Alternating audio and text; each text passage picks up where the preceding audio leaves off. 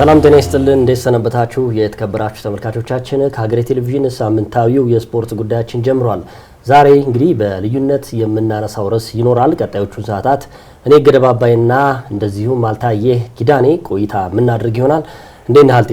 እንዴት ነህ ይጉ? ሁሉ ሰላም? ሁሉ ሰላም። ዛሬ ሰኞ ላይ ነው የምንገኘው። እንግዲህ የተለያዩ ክለቦችን እየዳሰስን እንገኛለን። ተረኛው ማንቸስተር ዩናይትድ ነው። ባለፈው ሳምንት እንግዲህ ለምን አርሰናል በዝውውር መስኮቱ ላይ ወይም ደግሞ በዝውውር ገበያው ላይ ለምን ዝም አለ የሚል ጉዳይ አንስተን ነበረ። ማንቸስተር ዩናይትድን እናንሳ። ዛሬ እንግዲህ ያው ዝም አለ ሳይሆን ማንቸስተር ዩናይትድ እንግዲህ በዚህ የተጫዋቾች ዝውውር ገበያ ላይ ያው ንቁ ተሳትፎ ከሚያደርጉ ክለቦች መካከል በግንባር ቀደምትነት ይገለጻል። ያ የሆነበት ምክንያት ያው ያለፉትን አመታቶች በዝውውር መስኮቱ ላይ እምብዛም የሚባል ዝውውር መስኮት ባያደርግም ነገር ግን ክፍተቶች እንዳሉበት የሚነሳ ነው። ይህን ጉዳይ በስፋት እንመለከታለን። ለማንኛውም እንግዲህ በዚህ ውስጥ ሶስት ርዕሶችን እናንሳ። እንግዲህ በዝውውር ገበያው ላይ ዩናይትድ ከማቲያስ ኩንሃ ውጪ አንድም ተጫዋች አላስፈረመም። እሱን እንመለከታለን። ለምንድን ነው ያላስፈረመው? የትኞቹንስ ተጫዋቾች ማስፈረም አለበት? እንደዚሁም ዩናይትድ ከማስፈረሙ በዘለለ ተጫዋቾችን የሚያሰናብትበት ጉዳይ ላይ ተጠምዷል። የትኞቹን ተጫዋቾች ደግሞ በማሰናበት የትኞቹን ይተካል የሚል ጉዳይ ይነሳል። የዩናይትድ ክፍተቶችስ ቦታዎቹ የትኞቹ ናቸው የሚለውን በልዩነት እነዚህ ሶስት ጉዳዮች ተንተን እናደርጋለን። እንዴት አየው የማንቸስተር ዩናይትድን የዘንድሮ የዝውውር ገበያ? የሚጠበቅ ነው አይደል? አሁን ማንቸስተር ዩናይትድ ዘንድሮ ካሳለፈው የከፋ የውድድር አመት በኋላ ተጫዋቾችን እንዲገዛ ቡድኑን እንዲያጠናክር ይጠበቃልና እስካሁን በእርግጥ ያስፈረመው አንድ ተጫዋች ነው ማቲያስ ኩኛ። በሞ በቅርቡ ሊቀላቀል ይችላል፣ ኦሬዲ አልቋል እየተባለ ይገኛል። እሱ ሁለተኛ ተጫዋች ነው። ማንቸስተር ዩናይትድ ሌሎች ተጫዋቾችን ያስሳል ተብሎ ይጠበቃል። ምክንያቱም ዘንድሮ ያሳለፈው የውድድር አመት እጅግ የከፋ ነበር። አሁን ቢዚ የሆነ የክረምት የዝውውር መስኮትን ያሳልፋል ተብሎ ከሚገመቱት ክለቦች መካከል አንዱ ማንቸስተር ዩናይትድ ነው። ግን በዋናነት የሚነሱ ነገሮች አሉ። የማንቸስተር ዩናይትድን የዝውውር ሁኔታ ከተመለከትክ መታነሳባቸው አንዳንድ ነገሮች አሉ። አሁን ማንቸስተር ዩናይትድ በየትኛው ቦታ የትኞቹን ተጫዋቾች ሊያስፈርም ይችላል የሚለው ነገር መሰረታዊ ጉዳይ ነው። ከዛ ባሻገር ግን ማንቸስተር ዩናይትድ ተጫዋቾችን ለማዘዋወር የሚጠበቅበት ነገር ምንድን ነው የሚለው ደግሞ መሰረታዊ ነው። የክለቡ አመራሮችና ስፖርቲንግ ዳይሬክተሩ ለማንቸስተር ዩናይትድ የዝውውር ለክረምቱ ማለት ነው ያስቀመጡት ገንዘብ 100 ሚሊዮን ፓውንድ የሚጠጋ ገንዘብ ነው እና በክረምቱ የተጫዋቾች የዝውውር መስኮት ተጠቅሞ 100 ሚሊዮን ፓውንዱን ተጠቅሞ ማዘዋወር የሚችለው ተጫዋቾች ምን ያህል ነው የሚሉት አነጋጋሪ ነው። ምክንያቱም ማቲያስ ኩኛን ያስፈረሙበት ገንዘብ አለ። ከዛ ውጪ ሌሎች ተጫዋቾችንም የሚያስፈርሙ ከሆነ ተጨማሪ ገንዘብ ያስፈልጋቸዋል። አንዱ እየተነሳ የሚገኘው ነገር ማንቸስተር ዩናይትድ የተበጀተለት በጀት 100 ሚሊዮን ፓውንድ ነው። ነገር ግን የፕሪሚየር ሊጉ የፋይናንሻል ፌር ፕሌይ ከዚህ ቀደም አሁን የአዋጭነትና የውጤታማነት ብሎ የሚያነሱት የፒኤስአር ሕግ አለ። ወጪህንና ትርፍህን ማመጣጠን አለብህ ነው። ማንቸስተር ዩናይትድ ደግሞ ባለፉት አመታት ኪሳራ ላይ ነው። በተለይ ደግሞ በቀጣዩ አመት የአውሮፓ ውድድሮች ላይ የለም። ይሄም አንድ ተጽዕኖ ነው። እንደውም በክረምቱ የፕሪሲዝን ጉዞ ወደ ሩቅ ምስራቅ ያቀናው አንዱ ገንዘቦችን ሬይዝ ለማድረግ ነው። 8 ሚሊዮን ፓውንድ ገደማ ገንዘብ ያሰባስባል ተብሎ እየተገመተ ይገኛል። አንዱ ለማንቸስተር ዩናይትድ የዝውውር እንቅስቃሴ አዳጋች ወይም አስቸጋሪ አድርጎታል የሚባለው ነገር የገንዘቡ ጉዳይ ነው። ተጫዋቾች የሚለቁ በርካታ ተጫዋቾች አሉ። አሁን ኤሪክሰን አለ፣ ኢቫንስ፣ ሊንድሎፍ ሶስቱ ተጫዋቾች አንደኛው ኦሬዲ ሪታየር ያደርጋል ኢቫንስ። ከዛ ውጭ ሁለቱ ተጫዋቾች ኮንትራታቸው አልቋል፣ ወደ ሌላ ክለብ ይሄዳሉ ተብሎ ይጠበቃል። ከዛ ውጪ ግን ሌሎች ተጫዋቾችን ለማስፈረም የማንቸስተር ዩናይትድ ፍላጎት የሚንጠለጠለው በሚሸጣቸው ተጫዋቾች ላይ ነው ማለት ነው። ስለዚህ ራሽፎርድ፣ አንቶኒ፣ ሌሎች ጄደን ሳንቾም እነሱ በሚሸጡት እና በሚያወጡት ገንዘብ ተመስርቶ ነው ማንቸስተር ዩናይትድ ሌሎች ተጫዋቾችን ሊያመጣ የሚችለውና አሁን አንድ ተጫዋች ኦልሬዲ ያስፈርሟል፣ ማቲያስ ኩኛን ማስፈረም ችሏል። ከዛ ውጪ ግን አሁን ከዚህ በኋላ የሚያስፈርማቸውን ተጫዋቾች ሲያስፈርም ታሳቢ የሚያደርገው የሚሸጣቸውን ተጫዋቾች ታሳቢ አድርጎ ነውና የተጫዋቾቹ የሽያጭ ሁኔታ ደግሞ አሁን አዳጋች የሆነበት ሁኔታ አለ። አሁን ራሽፎርድ የጋርናቾም ሁኔታ ተመሳሳይ ነው። ከዛ ውጪ ጄደን ሳንቾ የዝውውር ሁኔታው ላይ አንዱ አስቸጋሪ ሆኗል ተብሎ የሚጠቀሰው ነገር አንዱ የሱ ነውና እነዚህ ተጫዋቾች በቋሚነት የሚሸጡ ካልሆነ ማንቸስተር ዩናይትድ ገንዘብ አሰባስቦ ሌሎች ተጫዋቾችን የመግዛት እድል አይኖረውም። ምክንያቱም የተበጀተለት ገንዘብም 100 ሚሊዮን ፓውንድ የሚጠጋ ገንዘብ ነውና በዋናነት የሚሸጣቸው ተጫዋቾች ላይ ትኩረት ያደረገ ነው የማንቸስተር ዩናይትድ የዝውውር የቀጣይ እንቅስቃሴው ማለት ነው። እንግዲህ አሰልጣኝ ሩበን አሞሪም ትልቅ የቤት ስራ ነው ያጋጠማቸው። ማንቸስተር ዩናይትድን በአጋማሹ ላይ መቀበላቸው ወይም ከአጋማሹ በፊት ይሄንን ቡድን መቀበላቸው ትልቅ የቤት ስራ ነው የገጠማቸው። አሁን ለማንቸስተር ዩናይትድም ሆነ ለአሰልጣኙ አንዱ ትልቅ የቤት ስራ የሆነው የሌሎችን ክለቦች ስትመለከት አሁን በተወሰነ መልኩ የተወሰኑ ተጫዋቾች ሊለቁባቸው ይችላል የሚል ግምት ነው የሚነሳው። በማንቸስተር ዩናይትድ ግን ከሚገቡት በላይ የሚለቁ ተጫዋቾች በጣም መስፋታቸው ይሄ ራስ ምታት ይሆንባቸዋል ብዬ ገምታለሁ በአሰልጣኝ ሩበን አሞሪም የሚመራው ማንቸስተር ዩናይትድ።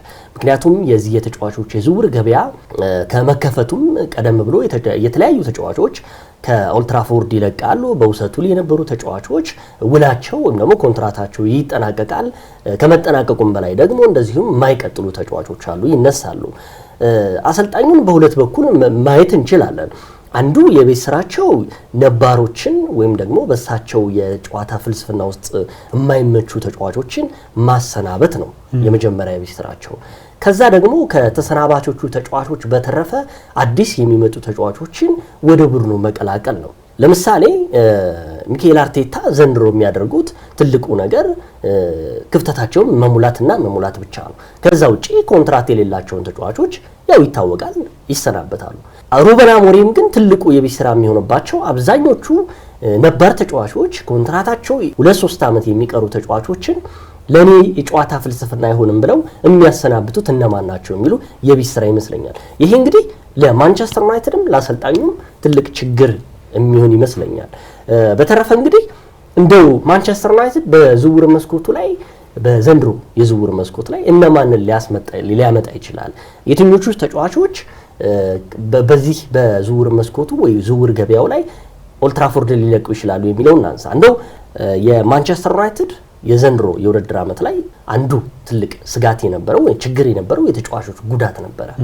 አሁን ሙሉ 11 ተጫዋቾችን በአመቱ የውድድር መጨረሻ ላይ በዩሮፓ ሊግ ቶተንሃም 1-0 የተሸነፈበት ጨዋታ የሚታወስ ነው። ያ እንግዲህ ሁነኛ የሚሉት ወይም ደግሞ በቃ የኔ ምርጥ 11 የሚሏቸው ተጫዋቾች ዝርዝር ውስጥ አስገብተው ነው ወደ ዩሮፓ ሊግ የሄዱት ቶተንሃምን የገጠሙት። እነዛ 11 ተጫዋቾች ያው ግብ ጠባቂው ኦናና ነበረ። ያው አሰልጣኙ እንግዲህ በብዙዎች ይተቻሉ ይሞገሳሉ። የጨዋታ ፍልስፍናቸው የ3-4-2-1 የጨዋታ ዘይቤ ነው የሚጠቀሙት። ኦናና ግብ ጠባቂው ነበር። ይሄ እንግዲህ የመጨረሻው የሲዝናቸው ጨዋታ በዩሮፓ ሊግ የነበረውን ጨዋታ ነው። ከአስቶን ቪላ ጨዋታ በፊት የነበረው ነው። ሉክ ሾው አለ በግራ፣ ማጉዌር መሀከል ላይ አለ። ከዛ ዩሮ አለ። እንዲሁም ደግሞ ማዝራዊ፣ ካዚሜሮ፣ ፈርናንዴዝ፣ ዶርጉ፣ ማውንት፣ አማድና ሆይሉንድ ናቸው የፊት መስመሩ። አሁን እነዚህ 11 በቃ የእሳቸው ምርጥ 11 የነበሩት ናቸው። ለፍጻሜ ይዟቸው የቀረቡት ይሆነኛል ብለው ያመጧቸው። ከነዚህ 11 ተጫዋቾች ኦልትራፎርድን የሚለቁት እነማን ናቸው? ወይም ደግሞ ለኛ አሰልጣኝ በትክክል የጨዋታ ፍልስፍና የማይሄዱ የትኞቹ ናቸው? አይሜክስ ተጫዋቾች የትኞቹ ናቸው? ለምሳሌ የኦናና ጉዳይ እርግጥ ያልሆነ ነው እየተባለ ቢገኝም የመቆየት እድሉ ሰፊ ነው እየተባለ ነው። ግብ ጠባቂው ልታነሳ ትችላለ።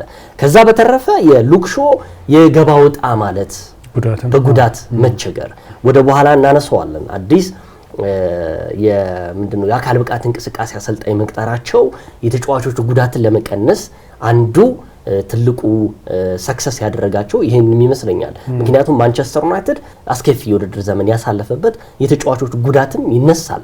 ምክንያቱም ካሉት 20 የሊግ ክለቦች መካከል በሁለተኛነት ደረጃ ላይ ነው የሚቀመጠው። በዘንድሮ የውድድር ዓመት ከፍተኛ የሆነ ጉዳት ያስተናገደው የማጉዌርም ያነሳናው ነው።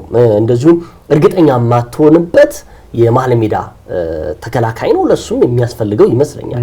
ከዛ በተረፈ የዩሮም እንደዚህ በኋላ እናነሳዋለን። በውድድር ዓመቱ የሲዝናል ከፈረንሳይ ከመጣ በኋላ የምታስታውስ ከሆነ የመጀመሪያዎቹን 2 እና 3 ወራቶች አልተጫወተም። ከነጉዳቱ ነው አምጥተው ያስፈረሙት። ይህም የቀይ መስመር የተከላካይ ቦታውን እጅግ ክፍተት ሊኖረው ይገባል ነው የምትለው። አንጻራዊ ስታዩ ይሄ ልጅ እንግዲህ አይነክ የተጫዋች ነው ልትለው ትችላለህ። አዲስ ፈራሚም እንደመሆኑ መጠን ከዛ በተረፈ የማዝራዊ ጉዳይ ነው። ማዝራዊም በነገራችን ላይ ለዩናይትድ ስክት ያለ ተጫዋች ነው። በውድድር ዓመቱ አዲስ ከመጡ ውጤታማ ተጫዋቾች መካከል አንዱን ልታነሳው ትችላለህ። ከዛ በተረፈ የካዜሜሮ ጉዳይ ነው። የካዜሜሮ ጉዳይ እንግዲህ በዘንድሮ የውድድር ዓመት ከዩናይትድ ይለቃሉ ከተባሉ ተጫዋቾች መካከል በግንባር ቀደምትነቱ የሚነሳ ነው። በዚህ ምትክ የሚያስፈርሟቸው ተጫዋቾች ይኖራሉ ብዬ ገምታለሁ። ከዛ ያው አይነኬው የሚባለው በውድድር ዓመቱ ኮከብ ተጫዋች የእንግሊዝ ፕሪሚየር ሊግ የዓመቱ ምርጥ እጩ የነበረው ፖርቹጋላዊ አማካኝ ብሩኖ ፈርናንዴዝ ነው። እንግዲህ በሳቸው ስብስብ ስር እንደ መሰረት ወይም ደግሞ እንደ ምሰሶ የሚባለው ተጫዋች በተጫዋቹ ምንድነው የሚባለው የመሰረቱት ሁሉን ነገር ያደረጉት በብሩኖ ፈርናንዴዝ ነው። የመሃል አማካይ ብታነሳው ከዛ በተረፈ የዶርጉ ጉዳይ ነው። ዶርጉም እንግዲህ በተጫዋቾች የዝውውር መስኮቱ ላይ ገበያው ላይ በጥሩ ላይ የመጣ ተጫዋች ነው። እሱም ወደፊቱ ኮከብ ነው። ወጣት ልጅ ነው። የማይነካ ተጫዋች ልትለው ትችላለህ።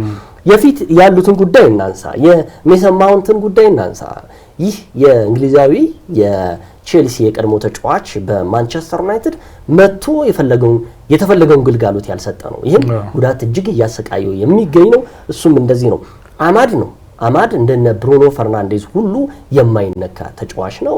ባለፉት በተለይ የመጨረሻዎቹ ሳምንታት ውስጥ ወይም ወራቶች ውስጥ በማንቸስተር ዩናይትድ ሁነኛ የነበረ ተጫዋች ነው። ለማንቸስተር ዩናይትድ የሚያግዝ ተጫዋች ያለ ነው።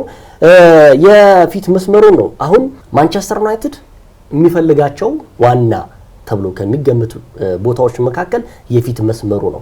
ይሄ የ9 ቁጥር ወይም ደግሞ የ10 ቁጥር ሚና ያለው ተጫዋች ያስፈልገዋል። አሁን የሆይሉንድ ጉዳይ እናንሳ። ሆይሉንድ ባለፉት በማንቸስተር ዩናይትድ ባደረጋቸው ጨዋታ የሚጠበቅበትን ግልጋሎት በጉዳትም ሊሆን ይችላል፣ በተጫዋቹ ፐርፎርማንስ ማነስ ሊባል ይችላል። እንደው ጉዳትን ስናነሳ በዘንድሮ የውድድር ዓመት ላይ እንግዲህ ሶስቱን እናንሳ። ምናልባት እንደው አራቱንም ልታነሳ ትችላለህ። 1363 ቀናቶችን እነዚህ ተጫዋቾች ለማንቸስተር ዩናይትድ ግልጋሎት አልሰጡም። አማድ፣ ማርቲኔዝ፣ ሉክሾ፣ ሌኖ ዩሮ እና ሜሰን ማውንት ናቸው። እነዚህ ወሳኝ የሆኑ ተጫዋቾች ለዩናይትድ ግልጋሎት አልሰጡም። በዘንድሮ የውድድር ዓመት ላይ ከባድ ኪሳራ ካጋጠመው የአማድን የሌሎቹ ግን ከባድ ኪሳራ ነው የሚባለው። 1663 ቀናቶችን በዩናይትድ አላሳለፉም። ይሄ ለሩበን አሞሪም ትልቅ ስጋት ነው። በመቀጠል ይህ የተጫዋቾች ጉዳት እንግዲህ ለማትረፍ አሞሪም ቅድም እንዳልኩ የአካል ብቃት እንቅስቃሴ አሰልጣኝ ፓውሎ ባሬራን ይባላሉ። እኛ አሰልጣኝ የብርታት ወይም የአካል ብቃት እንቅስቃሴ አሰልጣኝ ናቸው። ተቀጥረዋል። የብሬንዳን ሮጀርስ፣ የኡናይ ኤምሬ እንደዚሁም ደግሞ የሚካኤል አርቴታ ሁሉም በእንግሊዝ ላይ ያሳለፉ አሰልጣኞች ናቸው። ብሬንዳን ሮጀርስ በሊቨርፑል በነበሩበት ጊዜ፣ ኡናይ ኤምሬ በአርሰናል በነበሩበት ጊዜ፣ እንደዚሁም ያሁኑ አሰልጣኝ ሚካኤል አርቴታ በአርሰናል ስር በነበሩበት ጊዜ የአካል ብቃት አሰልጣኝ ናቸው። ሩበን አሞሪም ወደ ኦልድ ትራፎርድ አንዱ ያመጧቸው አሰልጣኝ እነዚህን የጠቀስኩልን ጉዳቶች ቢያንስ ለመቀነስ ነው። ስለዚህ እንደነዚህ አይነት ጉዳቶች በኦልድ ትራፎርድ እጅግ ኪሳራ የሆኑበት ነው። ቀጣይ የሚመጡት ተጫዋቾች ከጉዳት ምን ያህል ነፃ የሆኑ ተጫዋቾች ሊሆኑ ይችላሉ የሚለውን እናነሳለን። አልታይ አሁን ተጫዋቾቹ ከጉዳት ባሻገር ደግሞ አንዱ ቅድምን በተወሰነ መልኩ ለማንሳት ሞክራልና ታክቲካሊ የትኞቹ ተጫዋቾች ናቸው አሁን ለማንቸስተር ዩናይትድ የጨዋታ አቀራረብ ወይንም ደግሞ ለሩበን አሞሪም የጨዋታ ፍልስፍና የትኞቹ ተጫዋቾች ናቸው ፊት የሚያደርጉት ወይንም ደግሞ የሚገጥሙት የሚለው ነገር መሰረታዊ ጥያቄ ይመስለኛል። ከዚህ ቀደም የጨዋታ አቀራረባቸው እርሳቸው ወደ ኦልድ ትራፎርድ ከመጡ ጊዜ ጀምሮ ልክ በስፖርቲንግ ሊዝበን ተገብሮ የነበሩትን ነው የ3-4-2-1 አጫወት ሲተገብሩ የተመለከት ነውና ፕራክቲካሊ እየሰራ እንዳልሆነ ታይቷል። በሊጉ አስከፊ የውድድር ዘመንን አሳልፈዋል ሩበን አሞሪም። በዚህም የተለያዩ ጥያቄዎች አሁን አንድ ፋክተር ላይሆን ይችላል። አሁን ለማንቸስተር ዩናይትድ የዘንድሮ ውድቀት መንስኤ አንድ ምክንያት ላይሆን ይችላል። አሁን ከዛ ውጪም የአስተዳደሩ ጉዳይ ይነሳል አይደል? አሁን የሰር ጂም ራትክሊፍ ከመጡም በኋላ በክለብ ውስጥ የተፈጠረው የአስተዳደር ቀውስ አንዱ የተጫዋቾች ስነ ልቦና ላይም ተጽዕኖ አሳድሯል ተብሎ ይነሳል። አንዱ ፋክተር እሱ ነው። ከዛ ውጪ ደግሞ ታክቲካሊም አንዳንዶቹ ተጫዋቾች ለሳቸው የጨዋታ ፍልስፍናም ከጉዳቱ ባሻገር ማለት ነው የትኞቹን ተጫዋቾች አካተው በአስገዳጅ ሁኔታ አሁን ሉክ ሾው በግራ መስመር ላይ ጥሩ እንቅስቃሴ ሊያደርግ ይችላል። ነገር ግን በአብዛኛው የሊጉ ውድድር ጊዜ አቬሌብል አልነበረም። ሶ የምታደርገው ምንድነው ሌሎች ተጫዋቾችን ትተካለ። ስለዚህ አርሰናልም እኮ በዘንድሮ የውድድር ዘመን ከፍተኛ የጉዳት መጠን ካስተናገዱ ቡድኖች መካከል አንዱ ነው። ነገር ግን ከዛ ትገልላለህ። አሁን ከመጀመሪያ የጨዋታ አቀራረብ ትገልላለህ። ያ ማለት ሌላ ያጫወት ስልትም ወይንም ደግሞ በአስጨናቂ ሁኔታ ውስጥም አዳፕት የማድረግ ስኪል አንዱ የአሰልጣኞችን የምትመዝንበት አንዱ ስኪል የአሰልጣኞች የአዳፕታቢሊቲ ስኪል ነው። አስጨናቂ የውድድር ዘመኖች ሊኖሩ ይችላሉ። አሁን በተለይ የአውሮፓ መድረኮች ሲኖሩ ተደጋጋሚ ጨዋታዎች ሳምንት በሳምንት በ3 ቀን በ2 ቀን ጨዋታ ይደረጋል። ስለዚህ ቡድኖች ሮቴት ማድረግ አለባቸው ማለት ነው። ወደ ማንቸስተር ዩናይትድ ስንመጣ አሁን ከተከላካዮቹም ሲነሳ ሉክ ሾው ተደጋጋሚ ጉዳት ያጋጥመዋል። ማጓየር ላይም ጥያቄ ይነሳል። እሳቸው በሚጫወቱበት የ3-4-2-1 የጨዋታ አቀራረብ ላይ የማጓየር ቦታ ሞሮፍ ወደፊት ኳስን ዲስትሪቢዩት በማድረግ በማሰራጨት መንገድ ወሳኝ ሚና እንዲጫወት ይጠበቃል። አሁን ከዚህ ቀደም በነበራቸውም ልምድ እንደዛ ነው። በ3-4-2-1 ስትጫወት የመሀል ተከላካዩ ስፍራ ያ ተጫዋች ማለት ነው ኳስን በሚገባ ዲስትሪቢዩት የሚያደርግ ከኳስ ጋር ጥሩ የሆነ ተጫዋች እንዲሆን ይጠበቃል። ያ ደግሞ የቡድኑን የማጥቃት እንቅስቃሴ እንዲያጠናክር በአማካዮቹና በአጥቂዎቹ መሀል ያለውን ሊንክ ወይም ደግሞ ድልድይ እንዲያሳልጥም ይጠበቃል። ምክንያቱም ያሻገራቸው የረጃጅም ኳሶች የሚሆኑ የሚሰነጠቋቸው ኳሶች መሰረታዊ ተደርገው ይወሰዳሉ በአጫወት ፍልስፍናው ላይ። ያም ማጓየር ያ አይነት ካራክተር ወይም ደግሞ መገለጫ ያለው ተጫዋች ነው የሚለው ጥያቄ ያስነሳል። ምክንያቱም ማጓየር ከኳስ ጋር እምብዛም ጥሩ ሆኖ አታየውም ሲጫወት፣ ኮምፎርታብል አይደለም ከኳስ ጋር ባለው ከኳስ ውጪ ባለው አሁን ለምሳሌ የአየር ላይ ኳሶች ላይ ምናምን ጥንካሬውን ልታነሳ ትችላለህ። ግን ከኳስ ጋር ልክ አሁን እንደ ቨርጂል ቫን ዳይክ አይነት ካራክተር ያለው ተጫዋች አይደለም። ሌሎች ቦታም ብትሄድ ለምሳሌ ወደፊት ብትሄድ እንደውም የተሻለ ነው። ማንቸስተር ዩናይትድ ካላቸው ሩበን አሞሪም ካላቸው ተጫዋቾች መካከል አንዱ አማድ ነው። ምናልባት በማጥቃት እንቅስቃሴው ላይ ብሩኖ ፌርናንዴሽ እና አማድ ዲያሎ ምናልባት በፊት መስመር እንቅስቃሴቸው አሁን ማቲያስ ኩኛንም ጨምረዋል። ምናልባት ከኋላው ይልቅ እንደውም የፊቱ የማንቸስተር ዩናይትድ የማጥቃት እንቅስቃሴ ይበልጥ በሶስቱ ተጫዋቾች በተለይም ቢሞም ሊያስፈርሙ ይችላሉ እየተባለ ይገኛል። እሱም የሚጨመር ከሆነ ጥሩ ሊሆን ይችላል ለቡድኑ። ያም ቢሆን ግን ቡድኑን ውጤታማ ያደርገዋል ማለት አይደለም። ምክንያቱም አሁን ማንቸስተር ዩናይትድ በቀጣዩ የውድድር ዘመን ምን ነው የሚጠብቀው የሚለው ራሱን የቻለ ጥያቄ ነው። ምክንያቱም ከዚህ የከፋ የውድድር ዘመን ሊያሳልፍ አይችልም። ከዚህ በኋላ 10 ምናምንኛ ልትወርድ ነው የምትችለው። አሁን ከዚህ አስከፊ የውድድር ዘመን አሳልፏል። ከዚህ የተሻለ የውድድር ዘመን ይገባዋል ማንቸስተር ዩናይትድ። ለዛ ደግሞ ተጫዋቾችን ማስፈረም አለበት።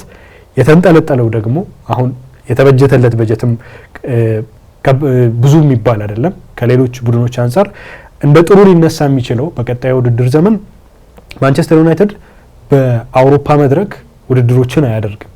ይሄ እንደ አንድ በጎ ጎን ልታይ ትችላል። ምክንያቱም የአውሮፓ ውድድሮች በሚኖሩ ጊዜ ቡድኖች በጣም ጭንቀት፣ ስኬጁሉ በጣም ይጣበባል፣ መርሃ ግብሩ ይጣበባል። ተጫዋቾች በአስገዳጅ ሁኔታ በ2 ቀን በ3 ቀን ጨዋታዎችን እንዲያደርጉ ይገደዳሉ።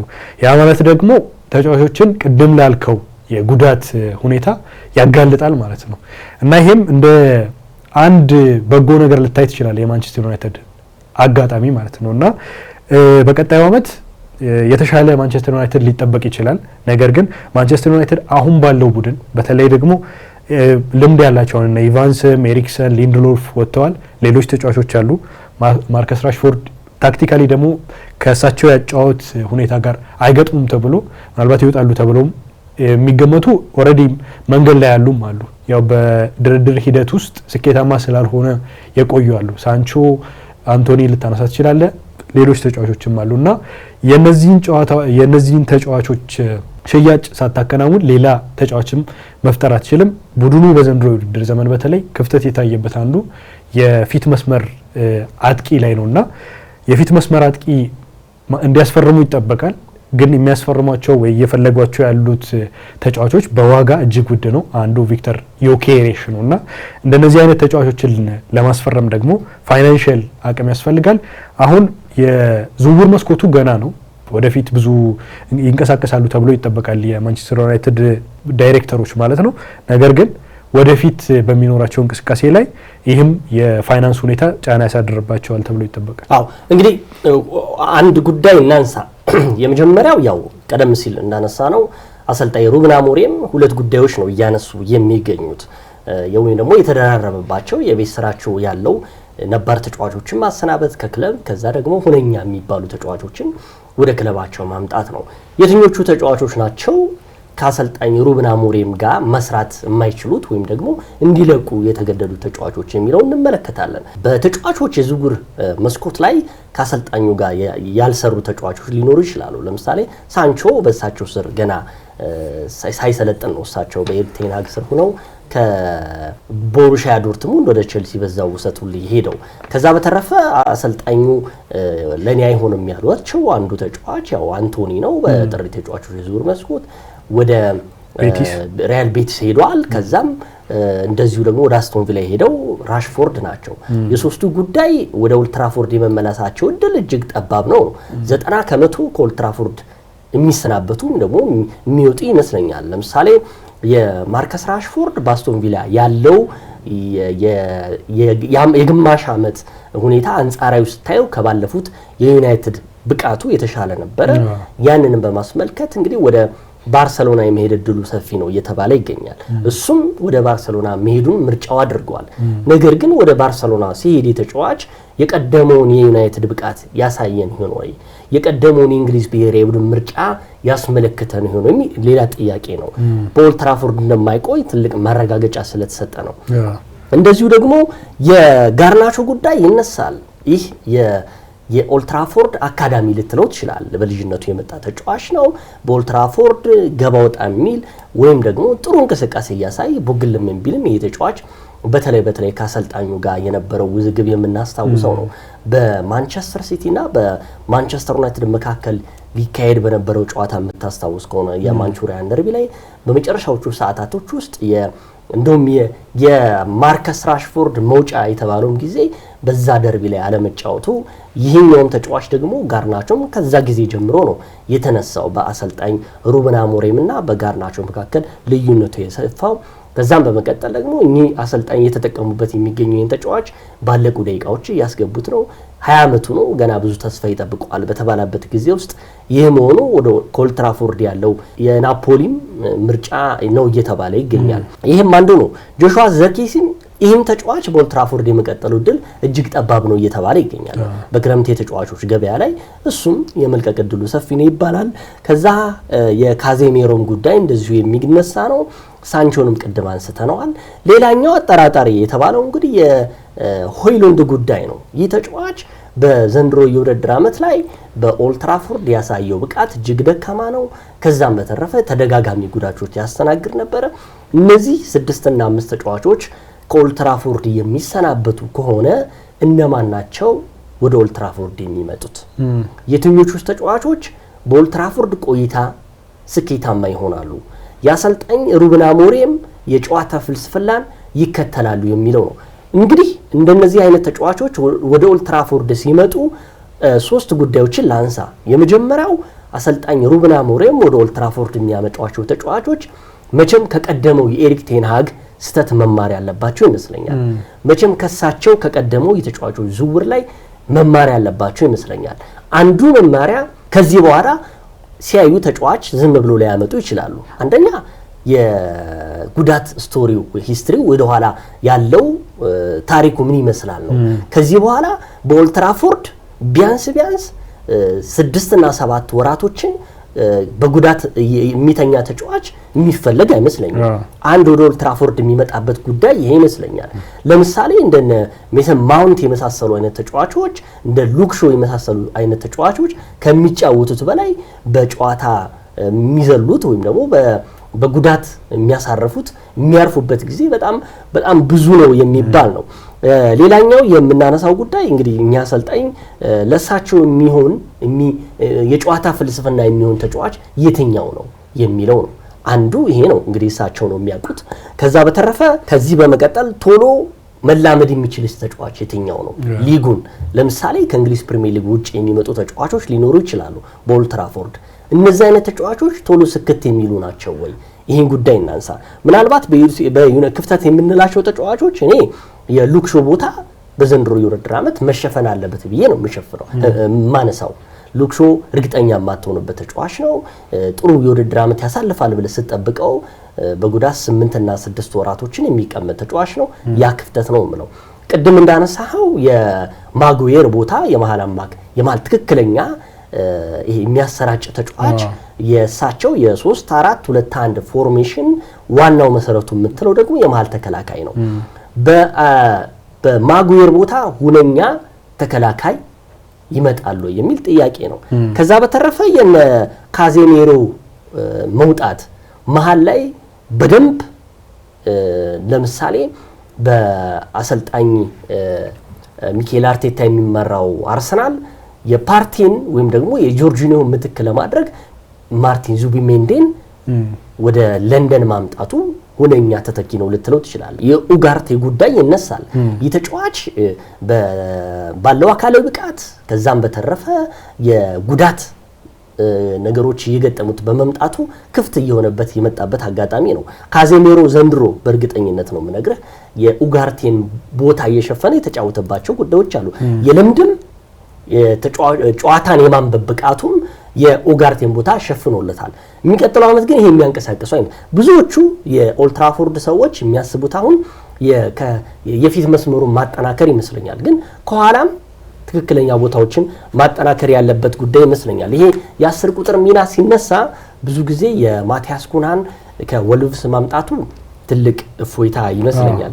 እጅግ አስፈላጊ ፊት መስመር ተጫዋች ያስፈልገዋል ብዬ ገምታለሁ።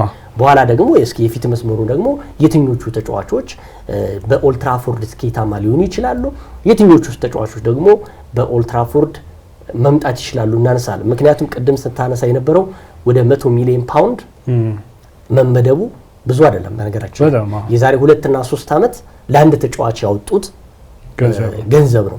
አሁን ደግሞ ከ2 ዓመት ወዲህ ያለው ለአንድ ተጫዋች 100 ሚሊዮን ፓውንድ በጣም ቨርትዝን ሊቨርፑል 134 ሚሊዮን ፓውንድ ማምጣቱ ለሁሉም ተጫዋች ደግሞ 100 ሚሊዮን ፓውንድ ለኦልድ ትራፎርድ ለዛውም ማንቸስተር ዩናይትድ ያየውን ለሚመኘው ተጫዋች ክለብ 100 ሚሊዮን ፓውንድ ይሄ ስላቅ ነው ብዬ ነው የምገምተው። አዎ የኩናን ዝውውር ስናነሳ አሁን ከአሌክሲስ ሳንቼዝ በኋላ በማንቸስተር ዩናይትድ ታሪክ ውስጥ ከእንግሊዝ ወደ እንግሊዝ የተዘዋወረ አሁን ምናልባት ጥሩ ዝውውር ነው ልትለው የምትችለው አንዱ ነገር ምንድነው? ኩና የእንግሊዝን ካልቸር በደንብ ያውቃል። ሁለተኛ ደግሞ ሲጫወትበት የነበረው የወልቭስ ቦታ ላይ ራሱ ልክ ሩበን አሞሪም የሚጫወቱ በነበረበት የጨዋታ አቀራረብ ማለት ነው የ3-4-2-1 ካልቸርም አለ እዛ በወልቭስ እና ልክ በቦታው ፊት ያደርጋል ተብሎ የሚጠበቀው አንዱ ጥሩ ፈራሚ ነው ተብሎ እንዲነሳ እያደረገለት የሚገኘው ነገር የሚጫወትበት ቦታ ነው። ልክ የቀኙን በ3-4-2-1 ውስጥ ከሁለቱ በአንደኛው ጥግ ላይ የሚጫወት ተጫዋች ነው አንደኛው ኩና ማለት ነውና በእንግሊዝ መጫወቱ ከዛ ባሻገር ደግሞ በወልቭስ በነበረው የጨዋታ እንቅስቃሴ ውስጥ ያን ቦታ ተክቶ ልክ በማንቸስተር ዩናይትድ ሲመጣም ያንን አዳፕት ለማድረግ የማይቸገርበት ሁኔታ ሊፈጠር ይችላል። ነገር ግን ሌሎች ቦታዎችም ቅድም እንዳነሳው አንዳንድ ቮይድ የሆኑ ቦታዎች አሉ። ለምሳሌ የግብ ጠባቂ ቦታ እኮ አሁን ኦናና እና ባይንዲር ሁለቱን ተጫዋቾች ይዘህ በቀጣዩ ውድድር ዓመት ስኬታማ መሆን ትንሽ ያስቸግራል። ምክንያቱም በተደጋጋሚ የሚታይ ጥፋት ሲያጠፉ የነበሩ ለግብ መቆጠር አጋጣሚ ምክንያት ሲሆኑ የነበሩ ግብ ጠባቂዎች ናቸው። ሌሎች ተፎካካሪ የእንግሊዝ ቡድኖች ያላቸውን ግብ ጠባቂዎች ብታይ ኤደርሰን እንድታነሳ ትችላለህ። ትልልቆቹ የእንግሊዝ ክለቦች ግብ ጠባቂዎች በዚህ ደረጃ ስህተት የሚሰሩ አይነት ግብ ጠባቂዎች አይደሉም። ነገር ግን የትኛው ነው አሁን ማንቸስተር ዩናይትድ ከፍተኛ ገንዘብ አውጥቶ ግብ ጠባቂ ይገዛል የሚል እኔ እምነት የለኝም በግሌ። ምክንያቱም ምንድነው አንደኛ የፋይናንስ ችግር አለበት ማንቸስተር ዩናይትድ። የትኞቹ ቦታዎች ናቸው ለማንቸስተር ዩናይትድ ክሪቲካል የሚባሉት ነው ባሉት ተጫዋቾች ምናልባት ገበያውስ ላይ ደግሞ የትኛው የግብ ጠባቂ አማራጭ አለ ለማንቸስተር ዩናይትድ የሚስማማ የምትለው ራሱ አስቸጋሪ ነው። በዛ ቦታ ላይ ገንዘብ ያወጣሉ የሚል እምነት የለኝም። ግን ቦታው ሰው ያስፈልገዋል። ማንቸስተር ዩናይትድ በገንዘብ ጠንካራ ቢሆንና ሌላ የምልመላ መስፈርትም ሌሎች ተጫዋቾችን ግብ ጠባቂዎችን የመመልመል አጋጣሚ ቢኖረው እርግጠኛ ነኝ ያን ቦታ መቀየር እንደሚፈልግ። ነገር ግን የፋይናንስ ጉዳይ የያዛቸው ይመስለኛል። ከዛ ጋር ተያይዞ የካስሜሮ ጉዳይም እንዳነሳው ነው። ተጫዋቹ በጣም ልምድ ያለው ተጫዋች ነው። እድሜው ግን ገፍቷል። ተተኪ ተጫዋቾች እዛ ቦታ ላይ ሊሰለፉ ይገባል። ከዛ ውጪ ማንቸስተር ዩናይትድ እርግጥ ነው ኩናን አምጥቷል። ክሬቲቭ ነው። ከኳስ ጋር በጣም ጥሩ ነው። ኳስ እየነዳ ሲሄድ ለተጋጣሚ ቡድን ተጫዋቾች አስቸጋሪ እንደሆነ ይነገራል። ከዛ ባሻገር ጥሩ ኳሶችን የመሰንጠቅ አሲስት የማድረግ ብቃት ያለው ተጫዋች ነው። ምናልባት ማንቸስተር ዩናይትድ ካስፈረማቸው የክረምቱ ተጫዋቾች ያው ተጫዋቾች አላስፈረምም፣ ግን በጣም ቁልፍ ፈራሚ ነው ተብሎ ከሚጠቀሰው መካከል አንዱ እሱ ነውና በቀጣይ ግን ተጫዋቾችን ለማስፈረም ማንቸስተር ዩናይትድ አስቻይ ሁኔታ አለው ወይ የሚለው በጣም መሰረታዊ ጉዳይ ነው። አንዳንድ ነገሮችን ለማንሳት ለምሳሌ ቀደም እንዳልኩት 100 ሚሊዮን ፓውንድ ነው ለተጫዋቾች የዝውውር መስኮት የተመደበለት ገንዘብ። ከዛ ውጪ ከሌሎች ተጫዋቾች ሽያጭ በሚያገኘው ገንዘብ ነው ተጫዋቾችን መግዛት የሚችለው። አንዱ የአዋጭነትና የትርፋማነት እንትኑንም ሊያደላድል የሚችለው በዛ መንገድ ነው። እንደውም ስጋት አለበት፣ የፒኤስአር ስጋት አለበት ይባላል ማንቸስተር ዩናይትድ እና ለምሳሌ ራሽፎርድ አሁን በቪላ ከገባ በኋላ በአንጻራዊነት የተሻለ እንቅስቃሴ አድርጓል። ግቦችንም ማስቆጠር ችሏል። 17 ጨዋታ አድርጓል በቪላ 4 ግብና 5 ለግብ የሚሆኑ ኳሶችን አመቻችቶ ማቀበል ችሏል። ይሄ በሌሎች ክለቦች ራዳር ውስጥ እንዲገባ አድርጎታል ማለት ይቻላል። ምክንያቱም በማንቸስተር ዩናይትድ በንጽጽር ስታየው እንቅስቃሴው ያን ያህል አልነበረም እና አሁን ማንቸስተር ዩናይትድ ከተጫዋቹ 40 ሚሊዮን ፓውንድ የዝውውር ሂሳብ ይፈልጋል። አስቶን ቪላ በአውሮፓ ቻምፒዮንስ ሊግ መድረክ አይሳተፍም። ራሱ ማርከስ ራሽፎርድ በአውሮፓ ቻምፒዮንስ ሊግ ስፍራ ላይ መሳተፍ ይፈልጋል።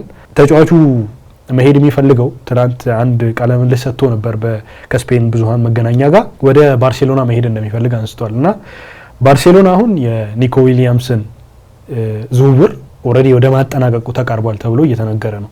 ሁለተኛ ሪያሊስቲክም አይደለም። አሁን ለምሳሌ ወደ ባርሴሎና ከሄደ ራሽፎርድ እውን የምር ቋሚ ሆኖ መሰለፍ መጫወት ይችላል ወይ የሚለው ራሱን የቻለ ጥያቄ ነው። ፕላስ 40 ሚሊዮን ፓውንድ ልክ ኒኮ ዊሊያምስን ከገዙ በኋላ ባርሴሎናዎች ለራሽፎርድ ዝውውር ያወጣሉ የሚል ጥያቄ ያስነሳል። ይሄም በተመሳሳይ ደግሞ አንቶኒም እንደዚሁ በሪያል ቤቲስ በንጽጽር ጥሩ እንቅስቃሴ አድርጓል። በተለይ በጥሩ የተጫዋቾች የዝውውር መስኮት ከሄደ በኋላ ጥሩ እንቅስቃሴን አሳይቷል በቤቲስ። በሌሎች ቡድኖችም አይን ላይ መግባት ይችላል።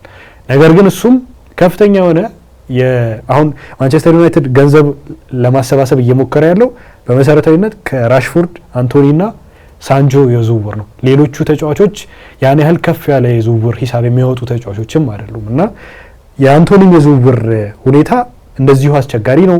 ከፍተኛ ደሞዝ ነው የሚከፈለው።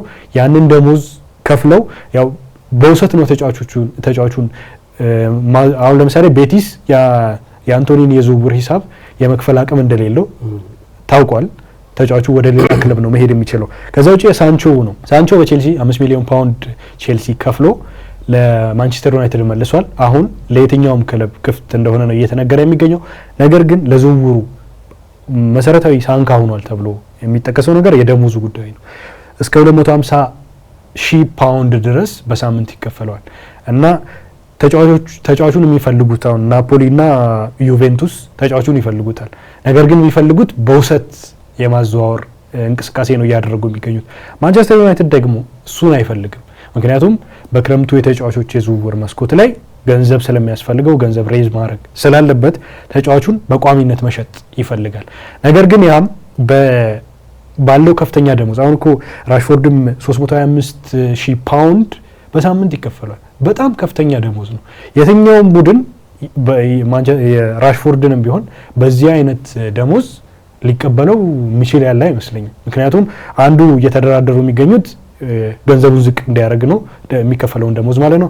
ጥቅማ ጥቅምም ሳይጨምርም ነው ይሄ አሁን ደሞዝ እየተናገርን ያለ ነውና የተጫዋቾች የዝውውር ሂሳብና ራሱ ደግሞ የሚከፈላቸው ደሞዝ አንዱ ማንቸስተር ዩናይትድም ከፍተኛ ደሞዝ የተከፈላቸው ለቡድኑ ጠቀሜታ እየሰጡ አይደለም ተብለው ነው አሁን በመሰረታዊነት ሰር ጂም ራትክሊፍም ሲያነሱ የነበሩትና የሚከፈላቸው ደሞዝ አሁን የተለጠፈባቸው የዋጋ ተመንም የተጋነነ ስለሆነ ሌሎች ተጫዋቾችንም ሊያስፈርሙ የሚችሉበት እድል እነዚህ ተጫዋቾች በጥሩ ገንዘብ እስካልተሸጡ ድረስ ውጤት ያመጣል የሚል እምነት የለኝም። አዎ ያው ወደ ኋላ መለስ እንበልና ቅድም ስላነሳው የግብ ጠባቂው ጉዳይ በማንቸስተር ዩናይትድ እውነት ነው የኦናና ተተኪ ያስፈልጋል። የኦናና እንግዲህ በዩናይትድ የመቀጠል እድሉ ሰፊ መሆኑን ተከትሎ ያው የሚሰራቸው ስህተቶች ያንን ደግሞ የሚቀናቀን ግዴታ ግብ ጠባቂ ያስፈልጋል ነው። ዩናይትድ በአሁን ባለው ሂሳባዊ ነገር ከ100 ሚሊዮን ፓውንድ ላይ ቀንሶ ግብ ጠባቂ ያመጣል ብዬ አላስብም። ነገር ግን አርሰናል የተጠቀመበትን ውጤታማ የዝውውር መንገድ በግብ ጠባቂው ላይ መጠቀም አለበት ብዬ ገምታለሁ። ለምሳሌ አሪዛባላጋ አሪዛባላጋ ከቼልሲ ከፍተኛ የሆነ ተከፋይ የነበረ ተጫዋች ነው። እድሜው ያው 30ዎቹ አጋማሽ ላይ ቢሆንም ከበርንማውዝ ግን በውሰት ውል በነፃ ዝውውር ሊያመጣው ነው። ይሄ እንግዲህ ለአርሰናል ትልቅ ነው። ለአጭር ጊዜ ፕሮጀክት በጣም ጠቃሚ ነው። ይሄ ማለት ምንድነው? ቢያንስ የዴቪድ ራያ ምትክ ሊሆን ይችላል።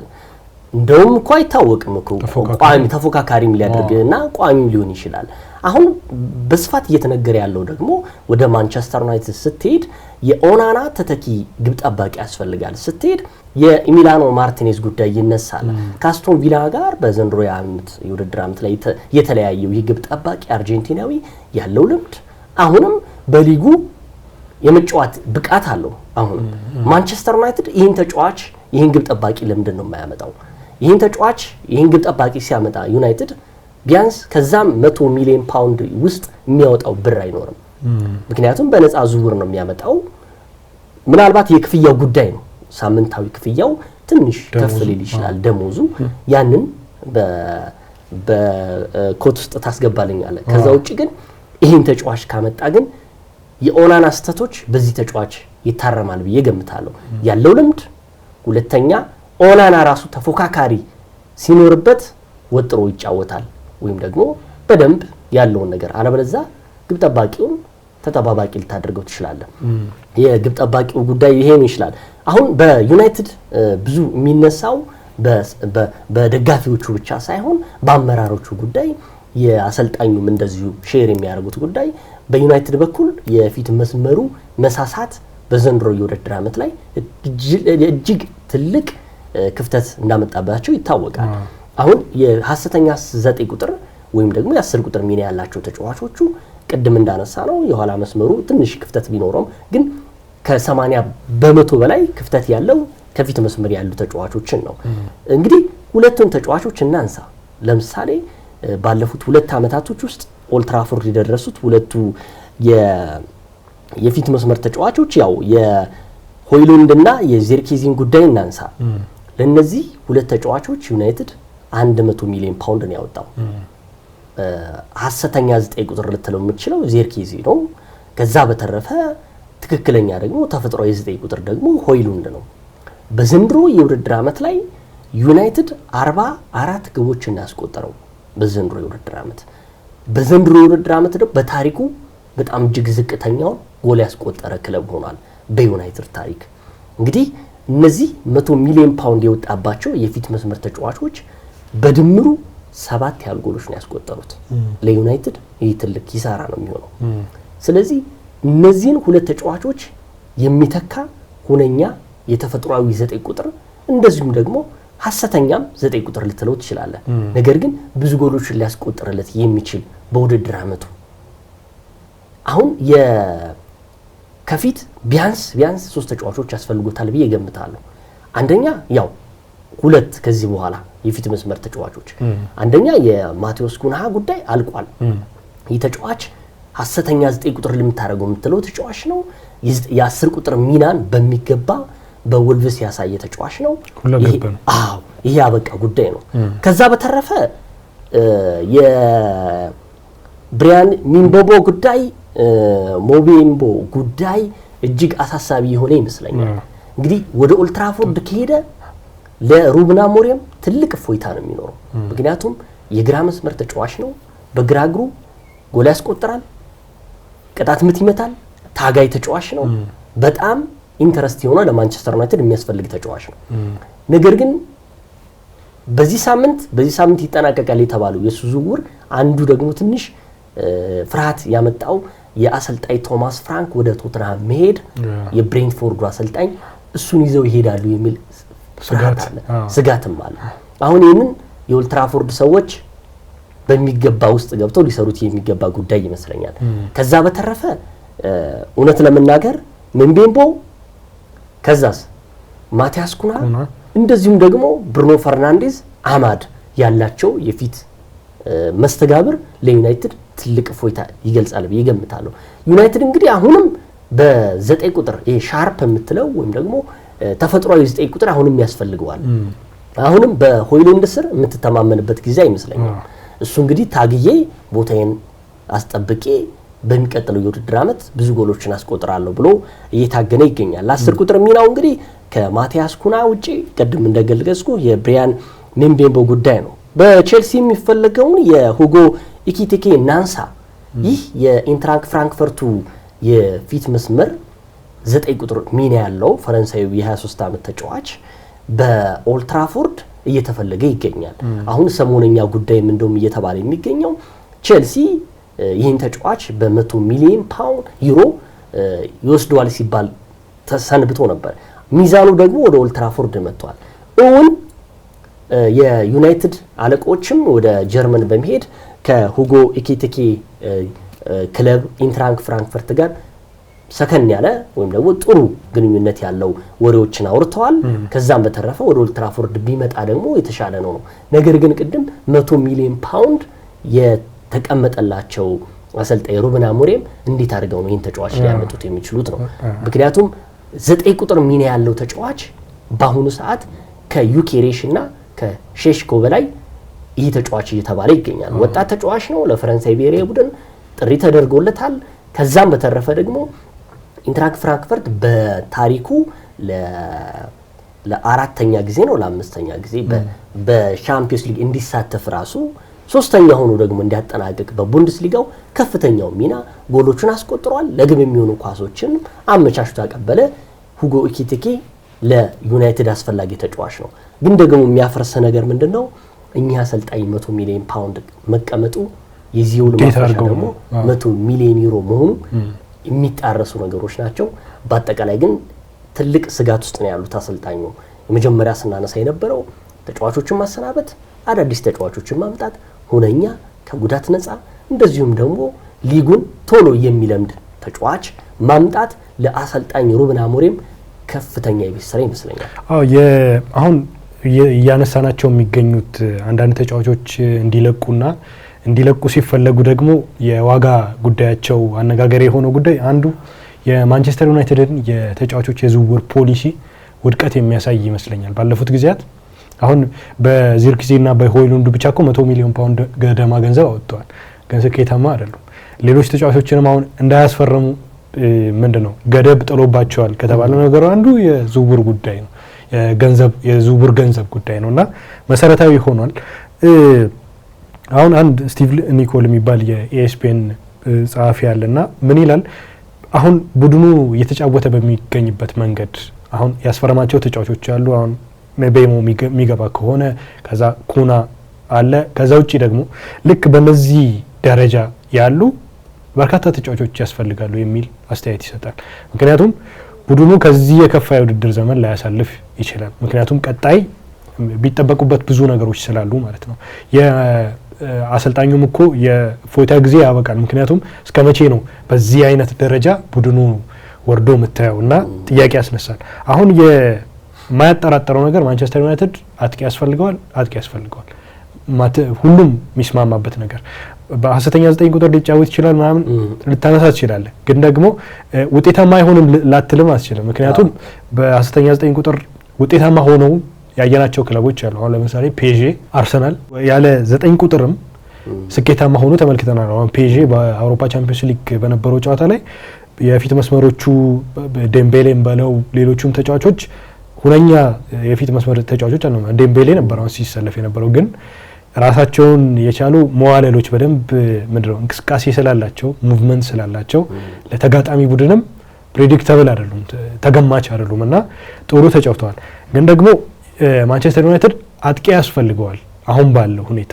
አሁን በ10ኛ 9 ቁጥር በየትኛው አሁን ለምሳሌ በኩና ሊጫወት ይችላል የሚለው ምን ያህል ውጤታማ ይሆናል ጥያቄ ውስጥ የሚገባ ነው። ምክንያቱም አሁን ማርኬቱንም ስታይ የ10 ቁጥር የ9 ቁጥር ሚና ያለው ተጫዋችን ለማስፈረም ገንዘብ ሊያስፈልግ ይችላል። ዩኬሬሽ ከፍተኛ ገንዘብ ነው። ጥሩ ተደራዳሪዎች ናቸው የስፖርቲንግ ሊዝበን ባለስልጣናት። ከዛ ባሻገር ደግሞ አሁን እየተነሳ የሚገኘው ምንድነው የቪክተር ኦዚሜ አሁን በቅርብ እዚህ ስቱዲዮ ከመግባታችንን በፊት አንዳንድ ለማንቸስተር ዩናይትድ ቅርብ ናቸው ተብሎ የሚጠቀሱ የዜና ምንጮች ምን ይላሉ? የሁጎ ኤኪቲኬና የዮኬሬሽ የዝውውር ሁኔታ ትልቅ ፋይናንስ የሚፈልግ ነው እና ኦዚሜ በውሰት በጋላት ሰራይ ነው ያሳለፈው የዘንድሮውን የውድድር ዘመን ከናፖሊ ማለት ነው። አሁን ያለው በናፖሊ ያለው የኮንትራት ጊዜ 12 ወራት ገደማ ነው፣ 1 አመት ገደማ ነው እና ተጫዋቹን በቀጣይ አመት በነፃ ተጫዋቹን ከሚለቁት አሁን ተጫዋቹን ይልቀቁና ገንዘብ ያገኙ የሚል እሳቤ ያለ እየተባለ ይገኛልና ምናልባት ፖሲብል በሆነ መንገድ ኦዚሜን የሚያገኙት ከሆነ ኦዚሜ በተለይ በናፖሊ በነበረው አመት በጣም እጅግ ድንቅ እንቅስቃሴ ያሳየ ነበረ ነው። በተለያዩ የአውሮፓ ክለቦች በማድሪድን ጨምሮ የሚፈልግ ተጫዋች ነው። በተለይ የአየር ላይ ኳስ አጠቃቀሙ ስፔሶችን በተለይ ጀርባውን ለጎል ሰጥቶ በሚያደርገው እንቅስቃሴ በጣም አይን ውስጥ የገባ ተጫዋች ነው። ምናልባት በሩበን አሞሪም ታክቲክ ስር መጥቶ ፈንክሽን ሊያደርግ ይችላል የሚለው ሌላ ጥያቄ ነው። ነገር ግን ባለው አሁናዊ ሁኔታ ማንቸስተር ዩናይትድን ባለው የፋይናንስ ውስንነት ሳቢያ ኦዚሜ እንደ ተመራጭ ሆኖ አሁን ሶስተኛ ልክ ቅድም ካልከው ዮኬሬሽ ኤኪቲኬ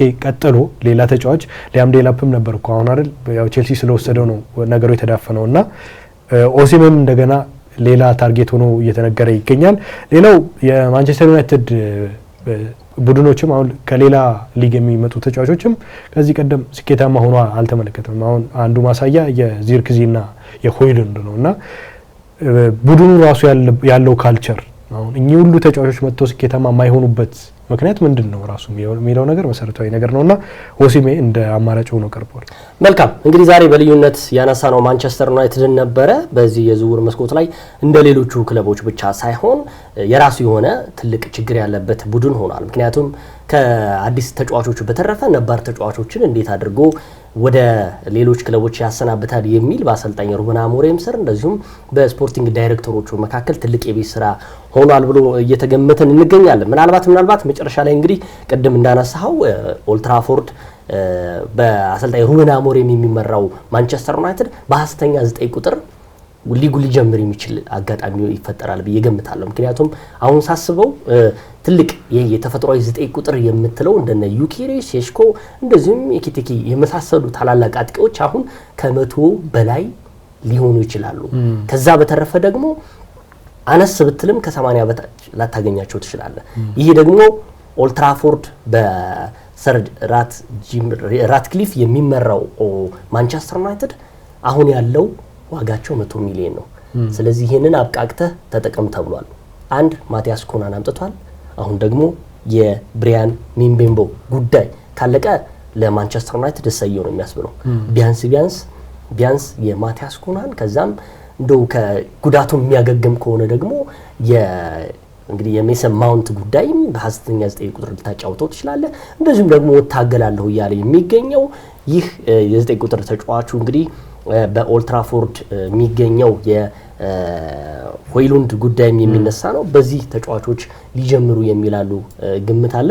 በአጠቃላይ እንግዲህ ዛሬ በልዩነት ያነሳው ነው የማንቸስተር ዩናይትድ የተጫዋቾች የዝውውር ገበያ ምን ይመስላል፣ በቀጣይ የትኞቹን ተጫዋቾች ሊያስፈርሙ ይችላሉ፣ ከዛም በተረፈ ደግሞ የትኞቹ ተጫዋቾች ከኦልድ ትራፎርድ ይለቃሉ የሚለውን ሀሳብ አነሳን።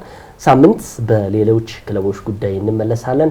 ፕሮግራሙን አዘጋጅተን ያቀረብነው እኔ ገደባ አባይና እንደዚሁም አልታይ ጊዳኔ አብረናችሁ ከመላው ስቱዲዮ አዘጋጆቹ ጋር ቆይታ አድርገን ሳምንት በሌላ ጉዳይ እንመለሳለን። እስከ ሳምንት መልካም ሳምንት ይሁንላችሁ።